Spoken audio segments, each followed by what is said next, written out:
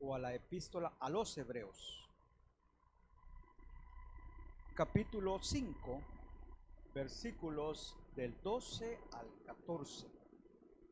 El título, hermanos, para la meditación de esta mañana: de la instrucción a la práctica. Así es, de la instrucción a la práctica. Leeremos la palabra de Dios en el nombre del Padre, del Hijo y del Espíritu Santo. Hebreos capítulo 5, versículos del 12 al 14. En el nombre del Padre, del Hijo y del Espíritu Santo. Porque debiendo ser ya maestros, después de tanto tiempo, tenéis necesidad de que se os vuelva a enseñar cuáles son los primeros rudimentos de las palabras de Dios, y habéis llegado a ser tales que tenéis necesidad de leche y no de alimento sólido. Y todo aquel que participa de la leche es inexperto en la palabra de justicia, porque es niño. Pero el alimento sólido es para los que han alcanzado madurez, para los que por el uso tienen los sentidos ejercitados en el discernimiento del bien y del mal. Vengamos en palabras de oración. Padre, en el nombre de Cristo Jesús, te suplicamos que hables a nuestras vidas, que a través, Señor, de tu palabra puedas instruirnos, puedas confrontarnos, Señor, puedas edificarnos.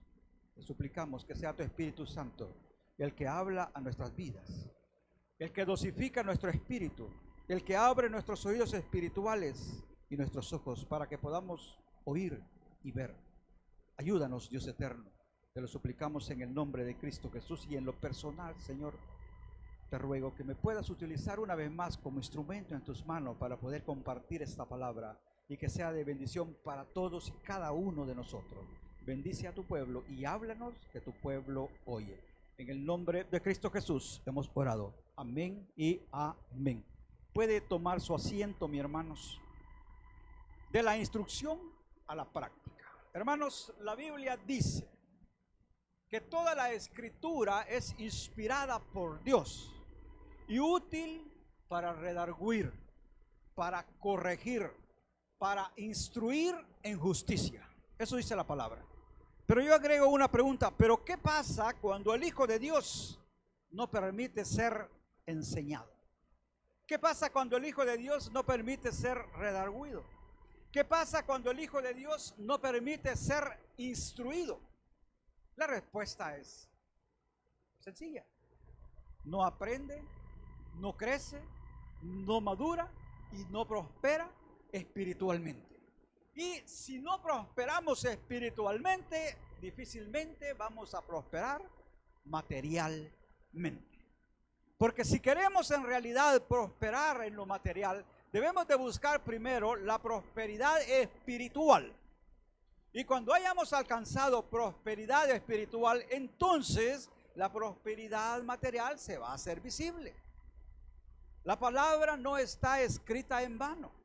Dice: si buscamos primero las cosas de Dios, Él va a proveer lo que nos hace falta. Si escuchamos la palabra de Dios y las ponemos en práctica, el Señor va a bendecir nuestras vidas. El Señor va a hacer próspero nuestros caminos. Podemos mencionar varios versículos a donde pone una contraparte para poder alcanzar la bendición de Dios. A Josué le dijo: medita en la palabra de día y de noche y ponla en práctica, porque hasta entonces harás prosperar tu camino. Y esto lo hemos hablado muchas veces, y algunas veces el sermón se vuelve aburrido, monótono, porque sea lo mismo la vez pasada, sí, pero cuando nosotros vamos a comenzar a practicar lo que la palabra nos está mandando que hagamos. Por eso es nuestro título, hermano, de la instrucción a la práctica. Un soldado, cuando es reclutado, cuando es llevado o se presenta a una guarnición militar, no crea que inmediatamente lo agarran, le dan un arma, un uniforme y lo mandan al frente de batalla. No.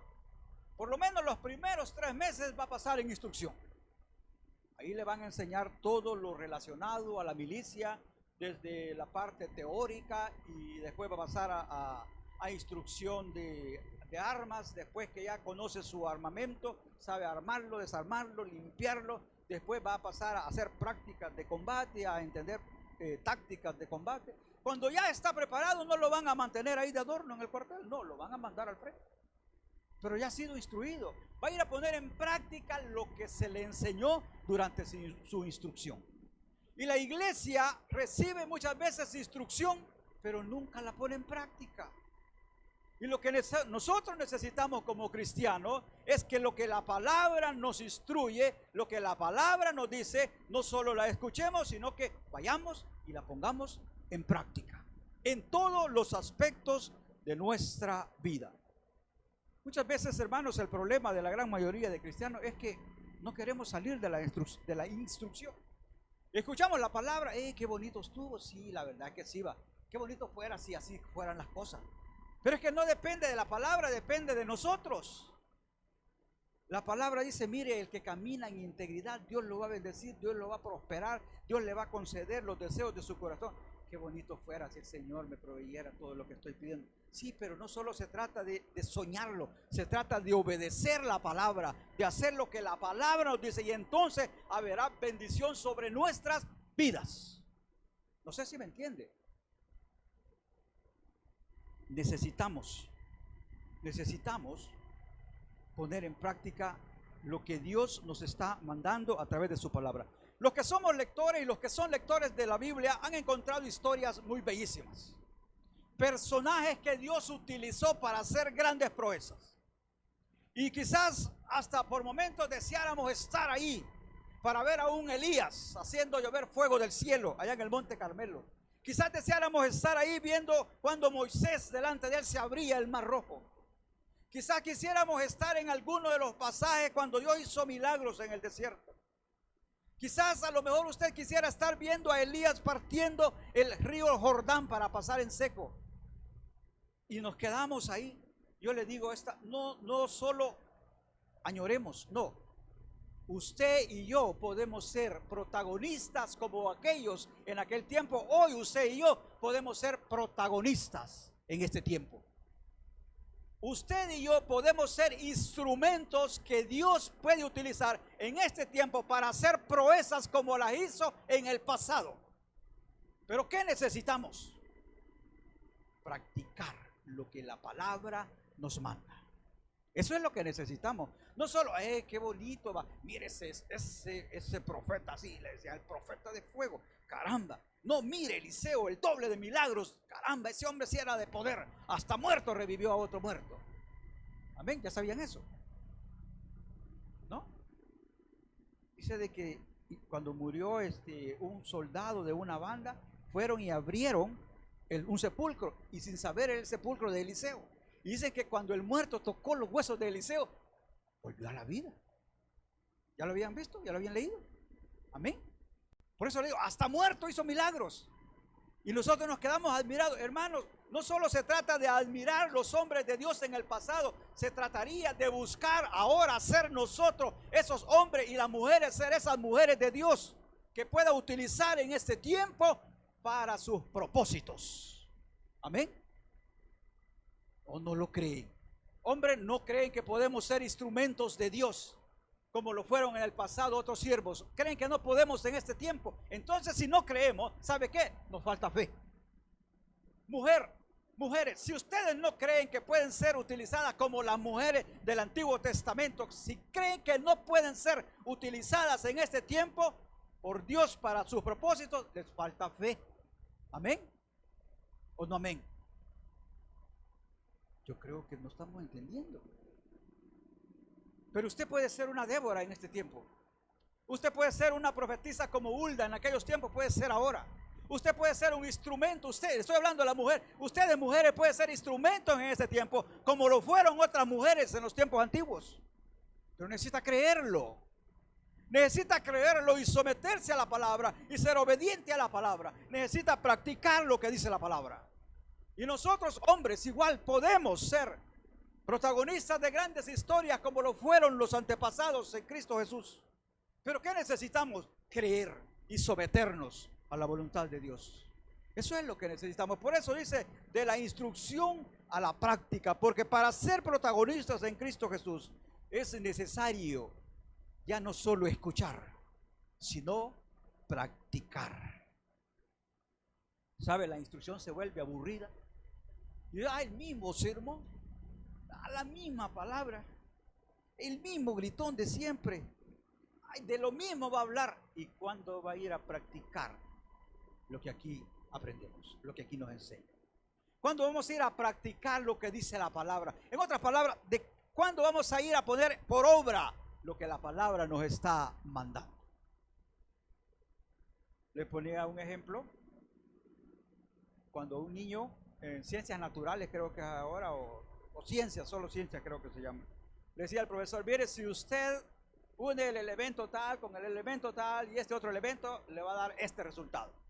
Lo miraban teórico, venía el cipote, se iba a la casa y andaba allí buscando los elementos que le habían dicho y empezaba a mezclarlos. Y mire, le salía. Y sabe que el cipote se alegraba. ¡Ey, de verdad lo que dijo el profesor es cierto! Y llega contándole a sus compañeros: fíjense que yo hice lo que el profesor dijo y aquí tengo el resultado. Y va por más. Profesor, ¿y ahora qué nos va a enseñar?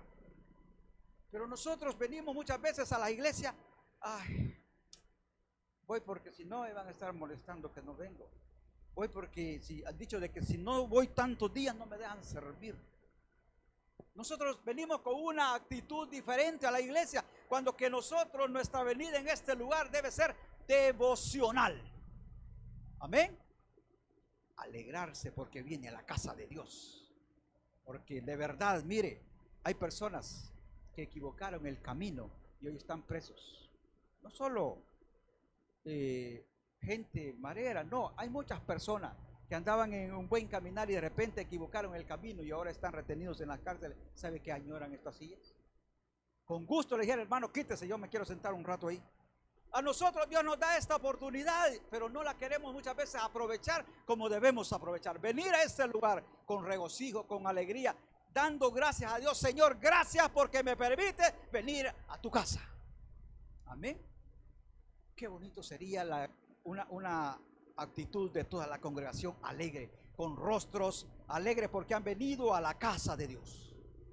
Hermanos, practicar la fe es lo que la iglesia necesita hacer. Ya, ¿qué es la fe? Creo que lo sabemos de memoria. Y hasta la cita bíblica conocemos y hasta podemos hacer un exhaustivo análisis. Pero, ¿cuándo la vamos a practicar? Dice que la fe es la certeza de lo que se espera y la convicción de lo que no se ve. No, bonitos y entendible, pero ¿cuándo la podemos poner en práctica? Hermanos, practicar la fe es tener la certeza de la existencia de Dios a pesar que no le hayamos visto. Porque sabe usted que hay muchos cristianos, entre comillas, que dudan o que no están seguros de la existencia de Dios. Cuando usted cree que Dios ni le oye, usted tiene dudas. Porque Dios nos oye, que no nos responde diferente. No sé si entiende la diferencia. ¿Ah? Cuando estamos conversando, le decimos algo: vea que no me oíste. Y le dice: no me oí, ¿qué dijiste? Pero ahí estaba.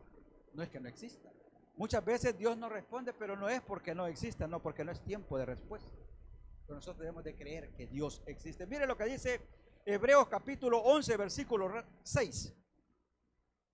Pero sin fe es imposible agradar a Dios, porque es necesario que el que se acerca a Dios crea que le hay y que es galardonador de los que le buscan. Hermano, lo primero, ejercitar, aprender a poner en práctica nuestra fe. Cuando usted y yo nos acercamos delante de Dios, hagámoslo creyendo que Él verdaderamente existe, y aunque no está a nuestro lado, aunque no está adelante, aunque no está a otro lado, a este otro lado, porque no lo vemos, creamos que Dios oye nuestra oración. Amén. Acerquémonos creyendo que de verdad existe y que de verdad nos está escuchando. Y mire, yo le digo algo: haga una oración y deje de orar hasta que sienta que Dios ha escuchado su clamor. Amén. ¿Sabe por qué? Cuando usted tiene un problema económico, yo creo que este ejemplo ya se lo he puesto, pero se lo voy a volver a poner.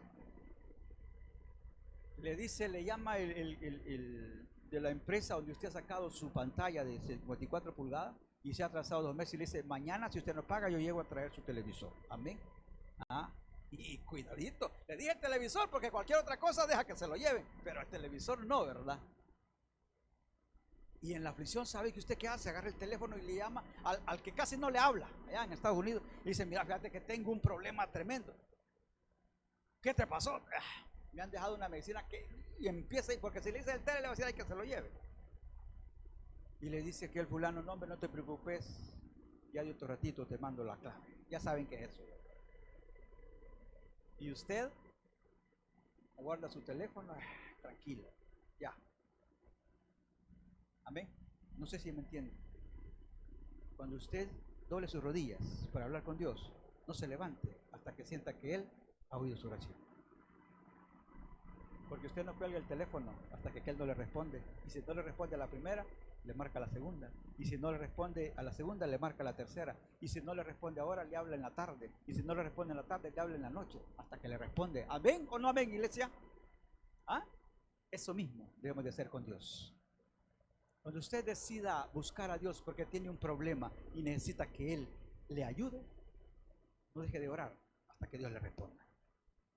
No deje de orar hasta que Dios le dé una respuesta. Eso es tener fe. Orar con fe. Pero bueno, yo ya oré, hay que ver al Señor si quiere que oye, si no, no que no, eso no es fe. Ore hasta que Dios escuche su oración. Levántese hasta que el Espíritu de Dios haya tocado su espíritu y le diga, hijo, ya oí tu clamor y estoy preparando tu respuesta. Amén. Así debemos de orar delante de nuestro Dios. Hermanos, practicar la fe es pedir con certeza de que lo que estamos pidiendo va a ser concedido. Vaya conmigo a Santiago 1, versículo 6. Dice, pero pida con fe, no dudando. La fe es contraria a la duda y la duda es contraria a la fe. Cuando usted pida, dé por hecho que lo que está pidiendo, Dios se lo va a conceder. Eso es fe. Y cuando hablo de fe, yo me acuerdo del ejemplo de Ana. Ana llegó con un problema, oró y sabe después que oró se levantó alegre y feliz. ¿Por qué? Porque ella iba con la certeza que Dios le iba a conceder lo que había llegado a pedir a la iglesia. Amén. Eso es fe. Pero muchas veces estamos pasando un problema, el problema nos agobia, nos pone la cara triste, nos demuda el rostro y vamos y oramos y clamamos y nos levantamos con la misma cara de derrota. Nos levantamos con la misma cara amargada. Nos levantamos frustrados. ¿Y qué pasó? ¿Ya oró? Sí, ya oré. Ay, no sé qué va a decir el Señor. ¿Y dónde está la fe entonces? ¿A dónde está esa fe con la que nosotros debemos de orar delante de nuestro Dios? Dice, pida con certeza, con seguridad. Diga usted, mira, tiene un problema. Sí, ha tenido un problema, pero ¿sabe qué? Me faltaba oración. Sentía que el problema era más grande y que me estaba agobiando. Pero doblé mis rodillas delante de Dios. Me puse en oración, hablé con mi Dios. Puse ese problema en las manos de Dios y yo sé que Él me va a dar la victoria. Amén.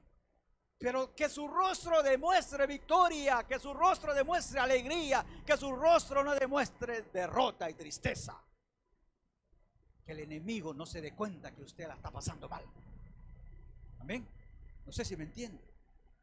Que el diablo no diga, hey, la estoy haciendo triza, lo estoy haciendo triza, mira la cara de afligido, mira la cara de angustiado. No, su Dios está con usted, con una sonrisa en su rostro. Y aunque esté pasando la dificultad, yo sé que la victoria está segura. Eso es lo que nosotros debemos de tener, practicar nuestra fe en Dios. Creer que sí, mire, la tormenta ha arreciado y ya no tengo cómo defenderme, pero yo sé que aunque esté abajo, el Señor me va a levantar. Vaya conmigo a Job, capítulo 19, versículo 25 al 27. Ya todos conocemos la historia de Job y que creo que no podemos decir que con alguno de nuestros sufrimientos se parece al de Job. No, no estamos ni cerca. Pero mire las palabras de este hombre. Había perdido todo. Había perdido riquezas, había perdido sus hijos, sus hijas. Todo el estatus social que él tenía se había venido abajo. Y no solo eso, estaba en una condición de salud tan detestable y deplorable y sufrida. Pero en medio de todo eso, aquel hombre mantenía la fe y la esperanza. Dice Job capítulo 19, del 25 al 27. Yo sé que mi Redentor vive. Amén. ¿Cuántos están en problemas? Esta mañana, ¿cuántos tienen problemas? Ah, solo el pastor. Y el problema del pastor, yo sé cuál es, no lo voy a decir, pero yo sé cuál es. Es una congregación dura de servir, dice el pastor. Amén. ¿Cuántos tenemos problemas? Diga, yo sé que mi Redentor vive. Pero dígalo convencido, no solo lo lea, dígalo para usted. Yo sé que mi Redentor vive. Ah, eso dijo Job. Yo sé que mi Redentor vive, dijo. Y al fin se levantará sobre el polvo, y después de deshecha esta mi piel, en mi carne he de ver a Dios, el cual veré por sí mismo, y mis ojos lo verán y no otro, aunque mi corazón desfallece dentro de mí. Si hay problemas, si hay angustia, si no vemos la solución a nuestras dificultades, pero mi Redentor está en su trono y tarde o temprano se va a levantar por usted. Tarde o temprano va a poner esa sanidad que tanto anhela. Tarde o temprano va a solventar sus problemas. Pero créalo, necesitamos creerlo. Yo no sé cuál es el problema por el cual usted está atravesando, pero si cree en Dios, sus problemas van a ser solventados. No en su tiempo, sino en el tiempo de Dios. Practicar la fe, mi hermano, no es caer en la desesperación y actuar como los que no tienen esperanza. Vaya conmigo a Salmos capítulo 27, versículo 3. Conocido el versículo. Y hasta lo cantamos. Aunque un ejército acampe contra mí, no temerá mi corazón. ¿Cuánto lo cantamos? Pero ¿de verdad lo creemos? Hay una gran diferencia. Hay una gran diferencia. Dice, aunque un ejército acampe contra mí, no temerá mi corazón. Aunque contra mí se levante en guerra, yo estaré confiado. Bonito. Y lo cantamos y en el momento nos sentimos gozosos. Pero cuando salimos de acá y llegamos a nuestras casas y el problema está ahí, ¿qué pasó con esa alegría? ¿Notan que un ejército acampe contra usted estará confiado? Pues, ¿qué pasa con la fe? ¿La vivimos solo en la iglesia? No, debemos de vivirla en todo lugar. ¿Sabe? La Biblia habla de un hombre que por hecho fue el primer rey de Israel, Saúl. Y se presentó enfrente de él un ejército tremendo, el ejército de los filisteos, un gran ejército muy bien entrenado. Y sabe que Saúl empezó a ver que su gente tenía tanto miedo que se le empezaba a desertar, se le empezaba a ir. El miedo había hecho presa de ellos. Y Saúl, a donde vio que se estaba desertando su pueblo y el enemigo enfrente, cayó en la desesperación y actuó como un loco. Así dice la palabra. Actuó como un loco, desesperado. Hizo lo que no tenía que hacer. Dice, vi que el ejército estaba enfrente, el pueblo se me estaba desertando y Samuel no aparecía para ofrecer sacrificio. Me forcé y fui a hacer yo el sacrificio. Y le dijo Samuel, ¿por qué has actuado locamente? Hubieses esperado, hubieses tenido fe en la palabra de Dios, Él hubiera confirmado tu reino. Y eso es lo que a nosotros nos pasa. Vemos el problema, sabemos que hay un Dios, pero no tenemos fe en Él. Y queremos nosotros resolver el problema y en vez de resolverlo, lo hacemos más grande. ¿Amén? ¿O no les ha pasado? Digo por mí porque a mí me ha pasado. Decimos tener fe, pero nosotros queremos resolver el problema. No, si lo hemos puesto en las manos de Dios, deje, Dios lo va a resolver a su manera y en su tiempo. Dios lo va a resolver. Solo no nos desesperemos. Mira, y el problema que tenía, ¿qué pasó? ¿Ya lo resolviste? Te veo la cara alegre. No, no lo he resuelto, no se ha resuelto. El problema está ahí, es más grande, pero mi Dios tiene el control de ese problema, ya no yo. Por eso mi cara ya no refleja derrota. Amén. Fe. La iglesia necesita practicar la fe. La iglesia necesita creer en el Dios vivo al que le alabamos y le servimos. Hermanos, aún es tiempo de practicar nuestra fe. Ese problema que le quita el sueño, ese problema que le roba las ganas de comer y que aunque coma no se alimenta, ese problema que le roba la paz, la tranquilidad, esa dificultad que está delante de sus ojos, esa enfermedad que le quita sus fuerzas, quebranta su cuerpo con dolores, fatiga y fríos de muerte, o esa falta de empleo y escasez económica. Yo le digo esta mañana, en todo ese tipo de adversidades, comience a tener fe. Veamos un momento hacia atrás y veamos nuestros problemas, nuestras dificultades y todos los esfuerzos sobrehumanos que hemos hecho para ver si salíamos, y digamos, seamos sinceros, no hemos salido, ahí está el problema. es tiempo de ponerlo en las manos de Dios. Es tiempo de decirle, Señor, no puedo más, ya no puedo. O a lo mejor tiene fuerzas todavía emocionales y dice, sí puedo, pero ya me di cuenta que voy a seguir gastando en vano mis fuerzas. Mejor hoy pongo estas dificultades en las manos de Dios. Amén. Eso es lo que debemos de hacer. A lo mejor usted va a decir, no, si yo ya mi problema lo puse en las manos de Dios, si ya mis dificultades lo puse en las manos de Dios, pero ¿sabe qué? Sigue desesperado, sigue angustiado y afligido, sigue sin poder dormir, sigue sin poder comer. Entonces no ha puesto el problema en las manos de Dios. Porque cuando usted pone el problema en las manos de Dios, usted debe tener la certeza de que Dios va a obrar a favor suyo. Y se puede levantar y decir, ¿qué pasó? No, ya todo bien. Cristo está conmigo. Y en Cristo soy más que vencedor. Nosotros debemos de practicar, hermano, nuestra fe. Necesitaremos aprender a hacer lo que hizo el pueblo. Vaya conmigo a segundo libro de Crónicas, capítulo 20, versículo 17.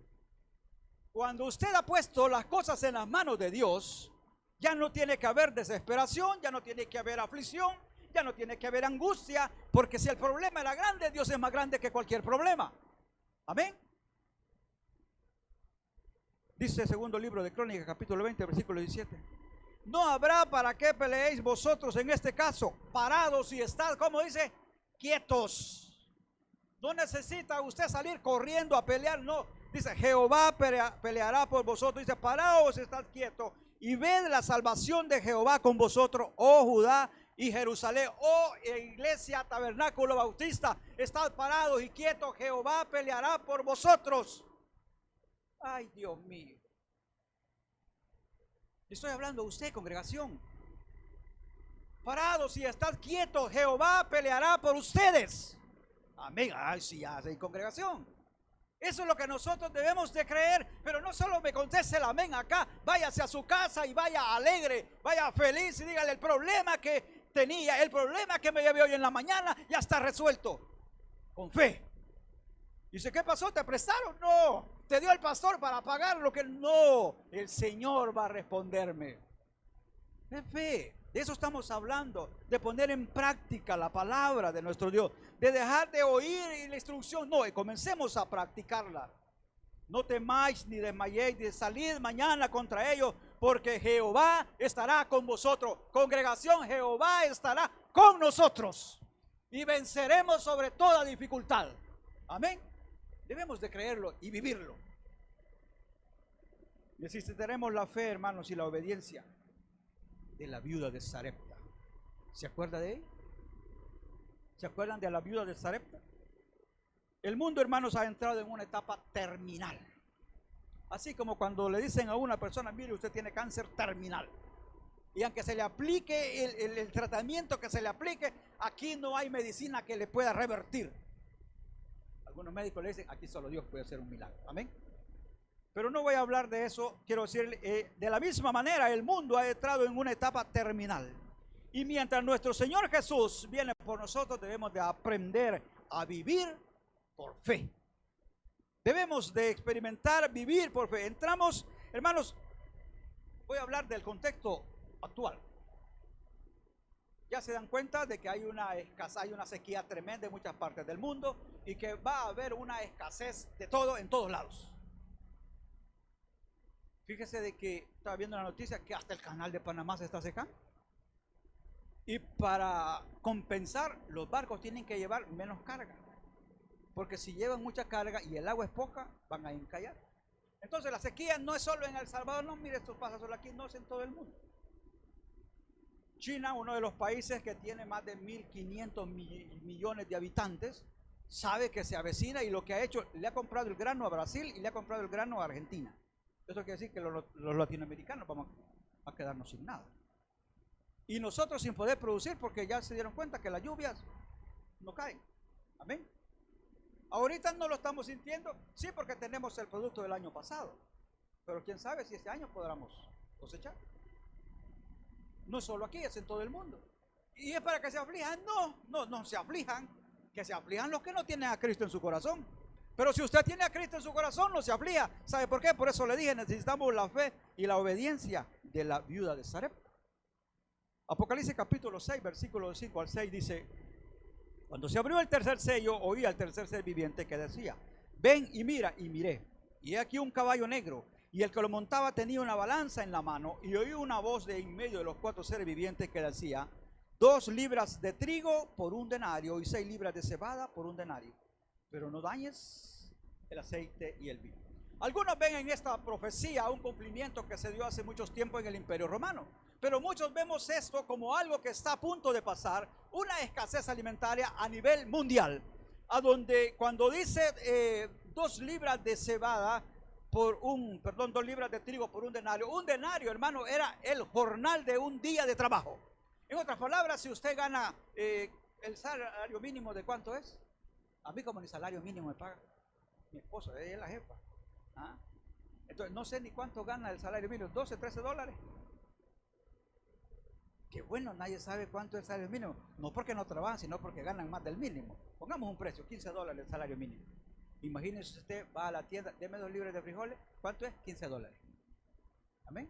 Y para las tortillas, y para los huevitos, y para la mantequilla, escasez. Amén. Eso es lo que está por venirse en este mundo y lo podemos darnos cuenta. Yo le digo, mira, vea las noticias. Pero sabe, ya ha pasado escasez el mundo. Ya han pasado. Y por eso le hablé de la viuda de Sarepta. Porque la tierra de Israel llevaba 3 años sin lluvia. Cerca de los 3 años sin lluvia. Ya no había pasto para nada, ya no había alimento en ningún lado. Y si usted lee la historia que está en primer libro de Reyes, capítulo 7, va a encontrar que dice, venía una mujer. Elías se encuentra con una viuda, una mujer que salía, dice, de su casa, a recoger leña para prender un fuego y cocer la última parte de comida para ella y para su hijo, y luego esperar la muerte porque ya no había más. ¿Y sabe qué? Hay una palabra bien importante y yo le invito esta mañana a que crea en esa palabra. Después que le explicó, el profeta le dijo, oye, tráeme algo de comer. Y le dijo a la mujer, ¿qué te voy a dar? Si solo hay un poquito de harina y un poquito de aceite, justamente ahorita iba a prepararlo. Y ya no habrá más. Y ahí viene la fe y la obediencia. Le dijo el profeta, ve y haz como has dicho. Pero hazme de ese poquito que tienes, a mí una pequeña parte para mí. Dios no te pide todo. Dios no te está pidiendo todo lo que tienes. De tu tiempo, Dios te pide un poquito. De tu devoción, Dios te pide un poquito. Pero muchas veces ni ese poquito le queremos dar a Dios. Aquella mujer le trajo aquella pequeña torta a Elías. ¿Y sabe qué le dijo? Así ha dicho Jehová, el Dios de Israel ha dicho así: la harina de la tinaja no escaseará, ni el aceite de la vasija disminuirá hasta el día en que Jehová haga llover sobre la faz de su tierra. ¿Y sabe qué? Aquella viuda tuvo comida en medio de la escasez, en medio de toda la sequía que había. Tuvo comida para ella, para sus hijos y para el siervo de Dios. Amén. Usted debe creer, no, mire, no importa que venga la escasez, que llegue a 20 pesos la libra de frijoles, yo tengo, sí. ¿Qué sirve el dinero cuando no hay quien le venda? ¿Y de qué le va a servir el dinero cuando no haya que comprar? Pero si su fe está puesta en el Dios Todopoderoso, la harina no va a escasear, ni el aceite va a hacer falta. Porque Dios puede abrir provisión en todo lugar. El Dios de ayer es el Dios de ahora. Y así como proveyó allá, puede proveer ahora.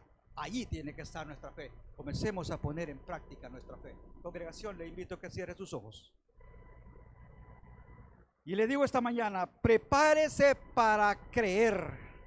Prepárese para ver que en su casa no falta pan ni salud. Pero no porque usted la provea con su mano, sino porque nuestro Dios le está sosteniendo y nos está sosteniendo a todos. Pasemos a practicar lo que aprendemos. No vaya a ser que llegue la tormenta y seamos arrastrados por no estar preparados. Dios nos habla a tiempo. Padre, gracias te damos por hablar a nuestras vidas en esta mañana. Te suplico, Dios eterno, que sea tu Espíritu Santo el que confirme esta palabra en la vida de cada uno de nosotros. Que sea tu Espíritu Santo, Señor, el que nos da fuerza, fortaleza, que cambia nuestra visión de ver las cosas. Que empecemos a creer, Señor, verdaderamente en ti. Que ya no busquemos nosotros resolver nuestros problemas. Que aprendamos a creer que tú obras a favor nuestro. Ayúdanos, Dios eterno, a mejorar nuestra relación con usted. Se lo suplicamos, Dios eterno. Yo pregunto en esta mañana, ¿hay alguien en medio nuestro que aún no tenga nuestro Señor Jesús en su corazón? Esta mañana le puede recibir. Entregue su vida a Cristo. Mas si no lo hay, damos gracias, Padre. Gracias te damos una vez más. Te suplicamos que nos lleves con bien a nuestros hogares y que permitas que en el próximo culto podamos estar acá, Señor, para gozarnos en tu presencia, para alabar y bendecir tu nombre con devoción y con alegría de corazón. Bendice, oh Señor, la labor de evangelismo que se va a realizar este día y bendice también, Señor, la reunión del equipo pastoral, del equipo de trabajo. Padre, gracias te damos. En nombre de Cristo Jesús hemos orado. Amén y amén. Iglesia, que Dios los bendiga a todos. Que Dios nos bendiga, iglesia.